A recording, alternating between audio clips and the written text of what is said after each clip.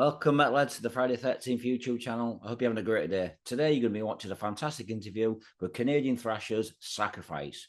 Now, I've just interviewed Gus Pynn, the drummer. Thanks, Gus, for the interview. The band have just released their new album called Volume 6 here in Europe, and it's coming out in Canada and America very shortly. So, leave comments, please like, and please share. Thanks for watching. Stay metal, Metalheads. Good morning, Jason. How are you doing, brother? I'm good, man. Yeah, so thanks for doing this interview again, Gus. It's a pleasure talking to you once again for Friday 13th YouTube channel. Absolute So pleasure. last time we spoke, Gus, it was about the last album, the Ones That I Condemn. Just briefly, just explain how successful was it for you as a comeback album? Oh, I would have to say it was incredibly successful. We've had a chance to play around the world now a couple times. Played Japan twice. We've been back to Europe twice in that run with Keep It True, and then we just played Belgium last summer. Right. And the shows, I guess, across Canada have been excellent. We've had a chance to do that stuff, and we finally had a chance to go to South America and play in Peru. So yeah, I've been very been blessed since Condemn came out and it was a nice kick in the ass for myself. So I can't complain. So have you played South America before? But no, not at all. The guys in Lima, they were kind enough to bring us down and host us for about 4 or 5 days and have us play there. And we played a couple shows for them, so it was or at least one. But yeah, we it was a fantastic time.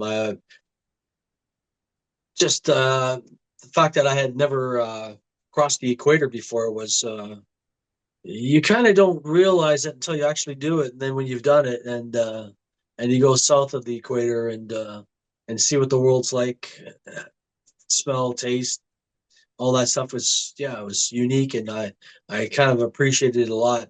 The fans were fantastic to us, so Yeah, we can't complain. they're very hungry for music in South America, aren't they, for metal? They don't seem to get enough Yeah, of it by the looks of things. yeah, it's yeah. We've been blessed in that regard. We had some guys come up from Chile to see us that were excited, but I mean, they made the 3 hour journey by plane to see the show and stuff, and explain very vividly how big we are in Santiago and how it's about time that we finally cross that threshold and go down and play for those guys as well.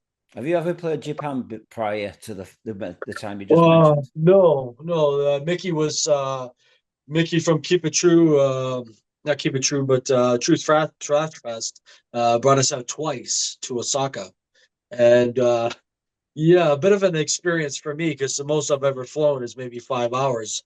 So to spend 10, 12 hours on a plane can be somewhat daunting, but I survived it. I guess I can't bitch about going, 10, 12,000 miles around the globe and playing for everybody. So it was wonderful. Right then. So just before we start talking about the new album, just for people that are drummers, what drum kit do you play and what cymbals? Just for people out there that are just curious to know what your drums you actually play, your setup. Oh, I play. I bought a set of Yamaha Tour Customs back in 2008, I believe, the summer of, and I played Zildjian A cymbals since I was since I started playing when I was a kid. I played the A stuff, which is the Buddy Rich weights. Uh, Are they the equivalent of Medium, paste? Are they the yeah, equivalent of medium, pasty? like yeah, 17, 16, 17, 18, 19 usually crashes. Thins, medium thins is what I like to play. My right cymbal has never changed. I played a pasty 2002 medium heavy ride with a big bell on it. I find it cuts through pretty much a lot of the stuff that I play, and those guys have never complained about that ride cymbal once. And every time I got to play a chance to play it for everybody, it's been spectacular. But to be honest, Jason, my pride and joy is my Roland V kit, my VAD 506s. I bought these after a nice little payment from the boys, and my wife said, she goes, "What are you doing with all that money?" I said, "I'm going to buy another set of drums." And so she let me buy the Rolands, and I've been super happy about this kit. I'm actually a pretty spoiled cat, you know, to have a pretty amazing acoustic kit and probably one of the top V kits from Roland, and I wear those badges proudly. I really do. Yeah, And I was looking at buying a Lisa drum kit, one of those Crimson Twos, but I don't really like the sound. Have you noticed, Gus, with these like electronic drum kits, the snare drums sound really shit for a rock drum, but when you put it on something like jazz, they sound better. Have you noticed yeah, that? well, I've for myself, I'm pretty picky about what my snare sounds like, and I know even with my last kit, the TD11 I owned, I flipped through all their stuff, and they always managed to give me at least one snare sample that was, you know, something close to that what I would consider something I would love. Fortunately for the VA, the 506, there's like, you know, I got hundreds and hundreds of samples of different snare drums, and they give you 60 preset kits. I got too fussy. I built like two kits myself and kept it at that. And I've recorded a couple tracks with this version of it, and was super happy. Right then. So when you go back and look at your cult classic two albums, this one behind me and Top Forward to Termination, which one's your favorite? Has it changed since we last spoke? Oh, geez. Well, you know, I'm still. I mean, I still like playing a lot of songs off of both records. We continue to play a lot of songs off of both records. So Right. for me, I'm happy to you know to mix either album in any set, and we usually do. Uh, if we throw in Necronomicon a little bit more or Decapitation Possession, I would be equally as happy with those. And yeah, every once in a while we'll pull out the Entity or something, but you know, you know how much more you know we still got to stretch it out over at least the four albums I've done. Yeah, this is And still my favorite then album, this one. yeah, we still open up with for Determination Terror Strikes every show because Rob without a doubt, and I agree with him that it's probably the best opening and the best way to get everybody's blood levels and Pumping. everybody's yeah bubbling right to the surface, and we have zero problem getting that done when we play that song. So I don't think that's going to change much from here on out. To be honest, even with the new record. Do you think that you'd probably do a tour doing the first two albums back to back? Have you discussed that? Oof, well, no, I wouldn't think so. No, there's too many songs off the first album that will never be played. Why? Not from this point on now. Yeah, unfortunately, Why? we've already done For Determination in its entirety when we played Montreal in 2017. So that was pretty daunting. That was a lot of work to do, and to see us do it again, I don't think it might happen. I That's a think with the shame. new album, the new album, I'm kind of smitten about it now. You know what I'm saying, Burgers? I mean, way more so now with this with the chance to play it. And as soon as Rob looked at me after we played Oakland, he goes, "From now on, we're going to start mixing the new songs into the set." And I said, I cannot wait. I cannot wait to see what we pull out and play on this. I know for sure Antidote Poison is going to be played every show that I play from here on out. Right. So the new album, fantastic new album, as we all know. It's very short though. You just get into it and then it's like, shit, it's over. Yeah, it's a pretty concise 40 minutes, but I guess that's you know, for the guys that love it, I guess that's the whole point, right?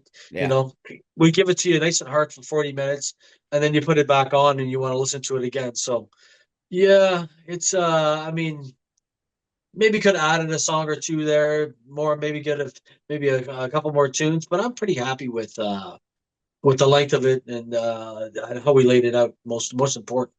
I mean, it's been a while since you did the last album, the ones I condemned. I mean, that came out a few years ago, in 2009. And this one, why does it take you guys so long? Oh, Are you just lazy shits?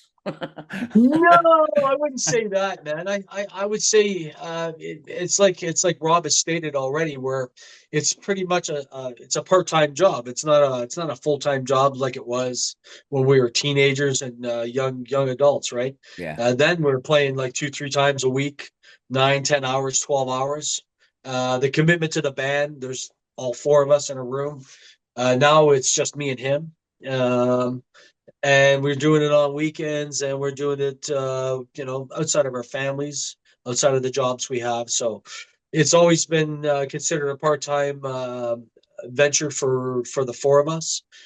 We've kept it that way. It's been way more comfortable that way. We've been able to raise our families, yeah, continue to have jobs, bought ourselves houses, and kept ourselves busy. But being that said, we still love the band massively, and we still play together. We love playing together. We still love playing the old songs. And it took us a while to get to, feeling inspired about writing new songs since the Condemned album. It's just like with any production or anything you do. Once you get into something, it takes a lot out of you. It takes a lot out of you mentally and physically. And it was no different between both records. Condemned came a little bit quicker just because of the reunion. And by the time we had it laid down, it was maybe 2.5 years. But I mean, all that stuff was already pre-written by him in demo form, and by the time we put that album out, we did all the work for it, the shows. Um, Probably not until 15, maybe 16, probably around when my dad passed in 17, that we started feeling really inspired again about songs, and stuff started bubbling to the surface. And by the time that happened, then next thing you know, before the pandemic, it was, to be honest, Jason, it was only going to be an EP, yeah, and then we have maybe 4 or 5 songs, and then the pandemic shut us down, as it did for everybody, right? And yeah. we pretty much did nothing for 2 years, and then 2021 came in, 22, we started playing again, more active, and then we started writing probably the last 3 or 4 songs of this record, and bam, here you go. 23 came around, and we had a lot more material than we had expected, and we started talking more about an album as opposed to an EP. And it was pleasantly surprised that we did everything we did. But I mean, there's a few songs on here that people get, some people don't. I mean, the instrumentals for us on Volume 6 is these are personal favorites of mine. Right. Okay. I mean, it's a great album. Like I say, it's a really good album. Like I said, it's the album title, Volume 6. Why did he decide to call it Volume 6? It's a bit of a strange title. I mean, the artwork, how does that reflect to the album title? Well, the actual album concept itself, Volume 6, I can't say Rob necessarily had the title chosen by the time he gave the information to, or like the basically he gave all the songs to Todd, probably beginning of 23, I'd say, after we had probably most of it done, and we were just in the mixing stages of that record. And then he gave them uh yeah, all the songs themselves, he let them listen to them for that stretch while he basically created the art for the album cover. And then that's what he got when he got the songs, and the vibe from where he was taking this record. Uh, Volume 6 was I get his idea that we didn't want to give it. We could have named it after any one of the songs on the record, but would that have taken away from uh, the fact that maybe that song would have been highlighted? I mean, we could have called the album Missile, right? Yeah. And everybody would have just maybe thought about that. But for me, I was like, no, it's better. It's our sixth addition to our catalog, and I was more interested in people listening to the 40 minutes as opposed to the first 9, 10 minutes of the record and going, it's this, it's that, and then never actually getting through the ends of Black Ashish and hearing We Will Not Survive, as well as Trapped in the World by the cover we did with Brian. I was more interested in people listening to the 40 minutes and not the one song, so to speak. Right. So the artwork, how does it reflect? So the album title. V6 is just our sixth record. That's But the basically artwork's very strange, isn't it? To be called Volume 6. It's kind of like you look at the cover and go, well, what's this got to do with Volume 6? well, no, it's more about you know Todd's how Todd visualized all the songs from cover to cover, Right. and I get that because I mean it's more of a it's more of a dark, some guy it's over, something overseeing, maybe it's us, maybe this guy is overseeing our album for after all this time. I mean, this year we celebrate what 40 years Yeah. with Congratulations. Torment and Fire. I mean, it's been since technically 2023 since we did the album. That's basically their 40th anniversary. But this June, like this April, will be my 40th year in the band, and with the 12-year break. Right. So that for me is that's we could have called it 40 years of mayhem too, right? Yeah. But After all this then again, time, right? everybody thought it would have been a black metal album if you'd have done that. Yeah, no, I wouldn't say that, but yeah, no, it's been nice that we can actually sit down and say that we've been, a thriving band for 40 years. Not too many bands could do that. No, I And mean, considering myself, I mean, shit, man, him and I've this is the longest we've played together as a duo for sure. I mean, our careers in the beginning were only a microcosm of what we've done probably since I got back with him in maybe '03, right? right. That's encompassing over 20 years of longevity. Oh, I'm way more proud about that now than anything else. So, did you have any other titles, Gus, for this album besides Volume 6? What the song titles? No, the actual album title. Did you have any other title for the album other than Volume 6? No, no, not really, not really. He threw that one at us, and yeah, as a group, we were all pretty happy about it. And I thought, yeah, that works for me. That works So, for me. It worked for everybody else, and we like the fact that it doesn't showcase one song. We want everybody to listen to the full 40 minutes. so, if you had to compare this new album to two previous albums, which albums would it be? I'd say a cross between the ones I condemned and probably Forward to Termination. Do you agree, or do you I think it's yeah, I would say that's fair. yeah, That's fair, especially. I mean, I feel way more confident about this record than I maybe felt when we recorded "Condemn" for sure. right? I felt maybe not as. I mean, I'm not so much those guys, but I mean, for my own personal playing and how I felt about, uh, you know, was I going to be relevant enough in 2009 compared to my last record was Soldiers and. Um, Man, I can't play that like that way when I was in my early 20s and stuff.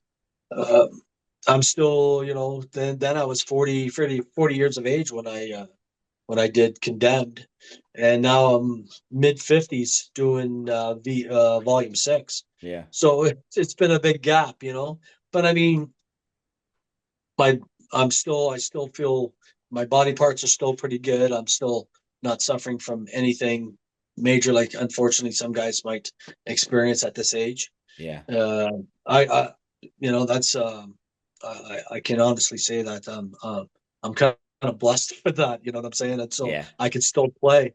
How many guys my age can do what I do, right?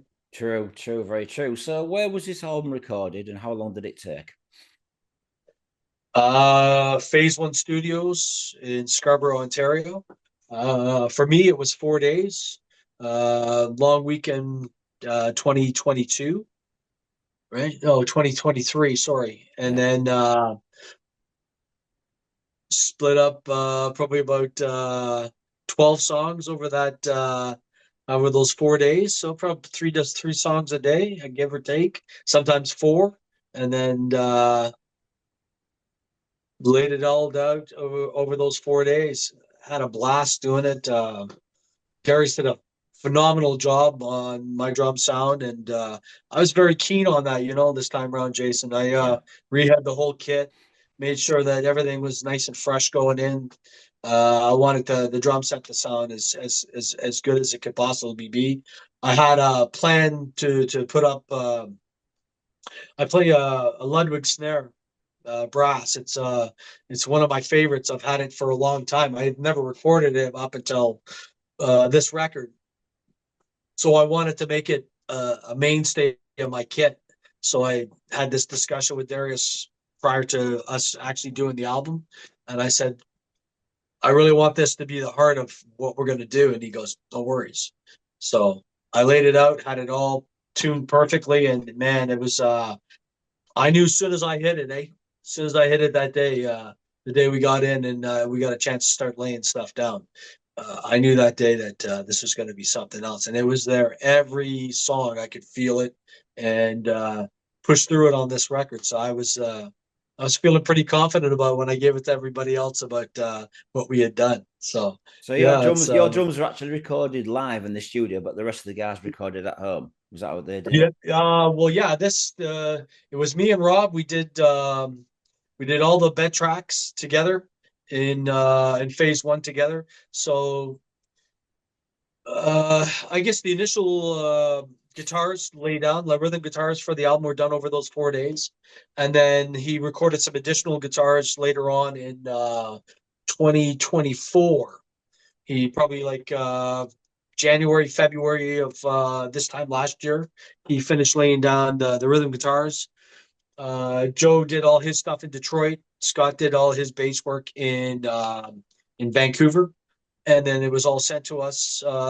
Darius mixed it over probably the April, May of 2023, and then I got his official copies and last mixes of the record probably in June of 23. So I've been listening to the album officially since middle of June of 2023. I've had it and been listening to myself and thinking, well, now it's everybody else's album. I got nothing else to say about it except letting you guys enjoy it. So, what's your favorite songs then, Gus, from the new album?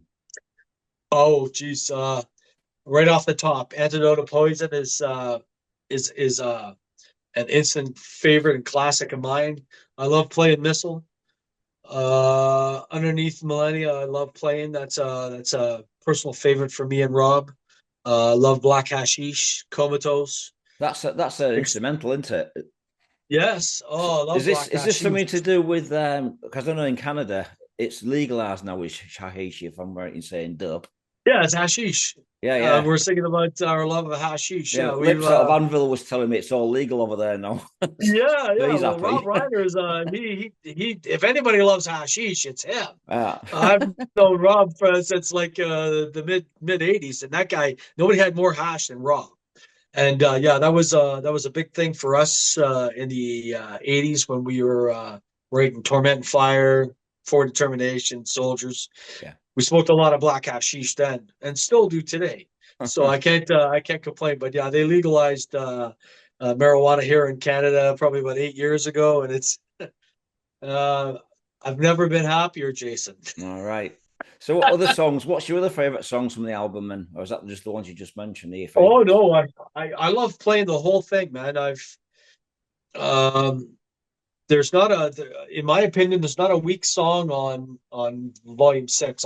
I can play any one of those songs any day of the week. But I mean, that was the whole idea when we wrote it. I was, I wanted to write an album where I wanted to play every song every time off of the record, or we could, set up and say, okay, we're going to do it cover to cover and play the whole thing for everybody. Will that happen? Geez, I doubt it.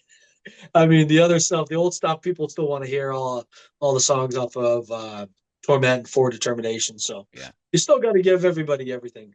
But I mean, will this afford us bigger shows and more opportunities to play in Europe and play in especially in your part of the world? I mean, I've been jonesing to play in England now for at least 20 years plus because I love English football. I've been dying to go see an English football game. Who do you I've been a United fan because when I first started watching the Premiership here in Canada, it was like late '90s, and they used to air every Man United game that you could possibly imagine every week for years and years. So I came to fall in love with him, Beckham, and when he used to run up and down the pitch for United.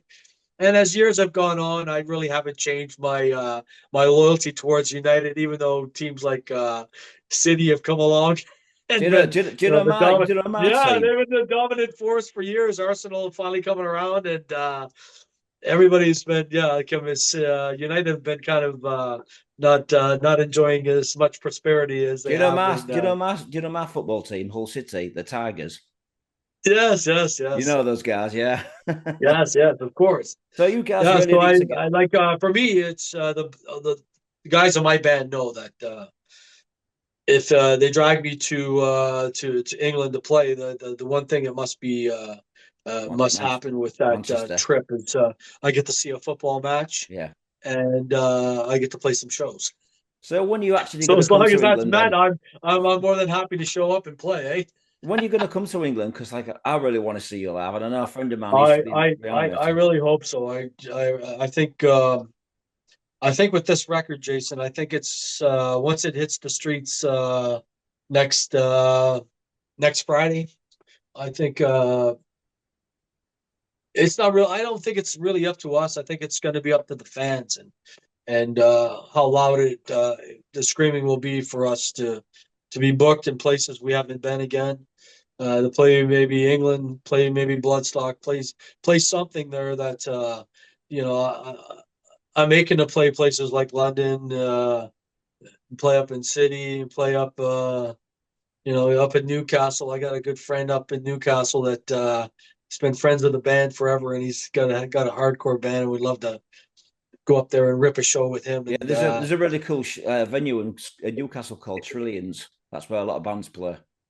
I would love to do that. I would love to play You need at as a least drum at set. least for me. You know what I'm saying? Play 3 shows and get that bucket list trip off my thing before I go to pasture and retire. Not that I'm not going to travel again and take my wife and enjoy Europe again, but I'm aching. I mean, in the worst way. And those, don't worry, it's duly noted amongst the guys I play with about my want and yearn to play in England. That's for sure. Well, you need as a drum tech. I'm here. Yeah, we've talked about that for years. I know. Yeah, I know. I'm up for it. Definitely, Gus. When you Yeah, guys come over. I've gotten to the point now where I'm tired of setting my shit up, man. I just want to sit down and play. I think I've earned that right over the last 40 years for sure. So, what's the reviews you've been getting so far for this album? As you know, I give it a really good rate because I think it's a really good album. It's been fantastic. We've been really pleasantly surprised, especially the response in Europe. We've gotten full coverage on that end. It's been great. The pre-sales in Europe have been excellent, and we've seen the albums roll out from High Roller. But I mean, once it starts to hit the street, I guess in in about a week's time, less than a week's time, it's going to be out by Friday, and then they'll be streaming to everybody by Friday. So once everybody gets it in their earlobes and they hear it for the first time, and then we'll see what happens. I think I'm pretty excited about it. I think everybody's going to love it, and that it's going to afford us more chances to play and more opportunities to play with all the legends that are going to be coming on this way this year. I'm Right. sure there's going to be lots of opportunities. It's already starting to happen now. Like we're definitely getting more offers to play, and I think it's going to be pretty prosperous for us going into 25 and 26 for sure. So, in Europe, you signed to High Roller, and in Canada, is it Curse Blessing Records? Is that the deal? Yeah, that's correct. So, North America is who going are to be. they? Who are they? Curse Blessing Records. I've never heard them before. What? Yeah, they're a small independent label here in Toronto that we've decided to go into into releasing this new album with them. Uh, Al Nolan runs this label. We had many discussions with him prior to it coming out about him putting it out, and he checked off all the boxes that we thought were going to be appropriate for this release, and we were pretty excited about it. So yeah, he's done a fantastic job leading up to the release of it come Friday. Brilliant. Now, Well, if we good luck can with only that. get the pressing guys to stop fucking around and get this thing done, man, that's what I'm waiting on, right? I'm waiting on our own physical copies here in Canada to finally get done so that he can start sending it out to all the guys on this side of the planet that have put in early buys on the record, because it's going to be in everybody's ears come Friday, and Well, hopefully he gets I've been this playing done. it at the gym when I've been working out at the gym. I was playing it last week. Yeah, you've already had it already, right? You've had it Yeah. for how long now? You've had it for Oh, what, a month at least, yeah, right? yeah, yeah. And it's not released yet. It's kind of weird.